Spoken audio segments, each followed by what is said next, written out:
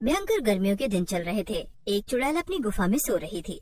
वो बार बार करवट बदल रही थी क्योंकि उसे बहुत मच्छर काट रहे थे। ओह, एक तो इतनी गर्मी, ऊपर से ये कमबख्त मच्छर चैन से सोने भी नहीं देते हैं। न जाने क्या चाहते हैं।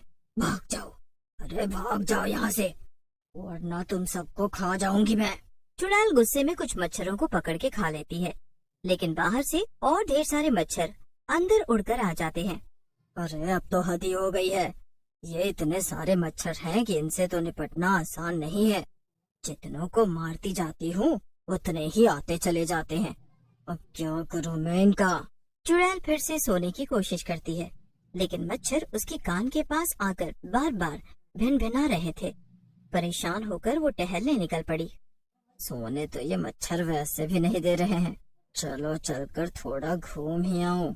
चुड़ैल घूमते हुए गांव में पहुंच जाती है और वहां जाकर वो देखती है कि गांव के लोग भी मच्छरों से बहुत परेशान थे। ओफो, ये मच्छर तो आतंक मचाए हैं।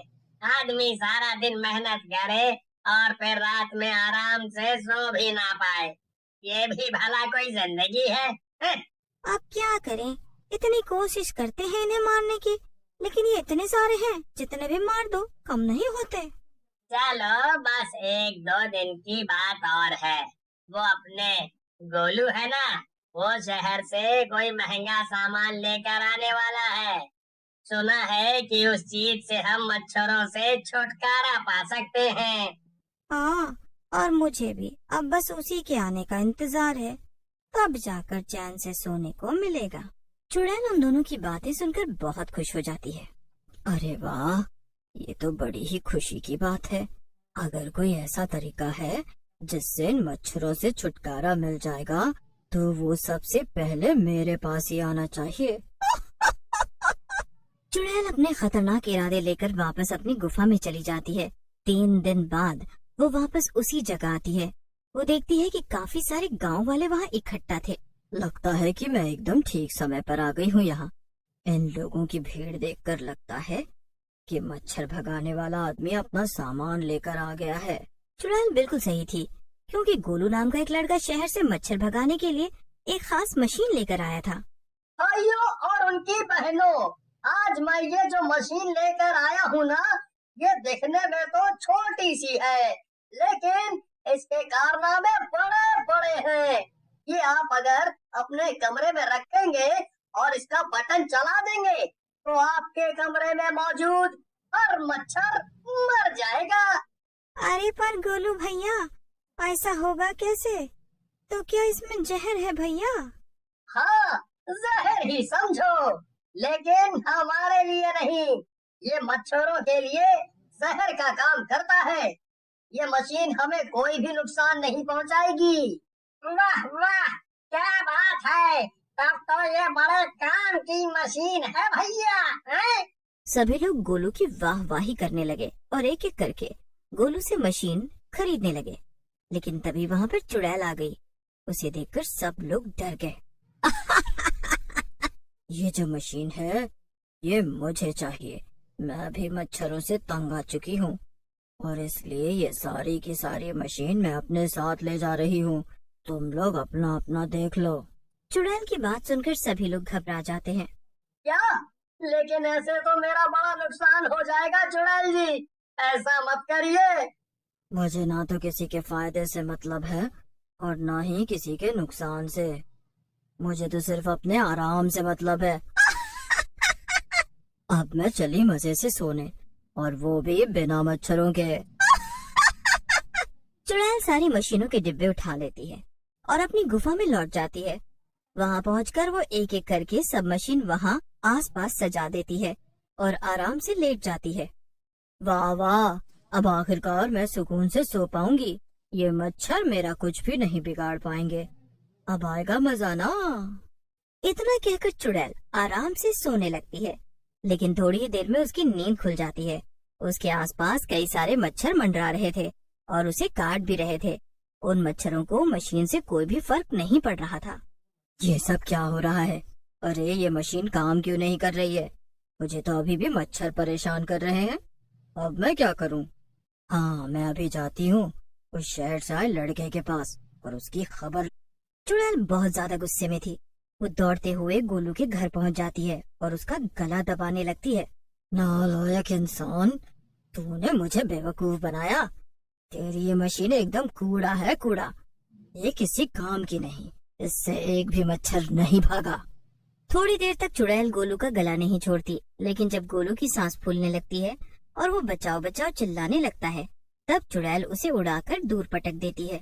क्या मैंने क्या किया आखिर, जो तुम मुझे मारने पर तुली हुई हो?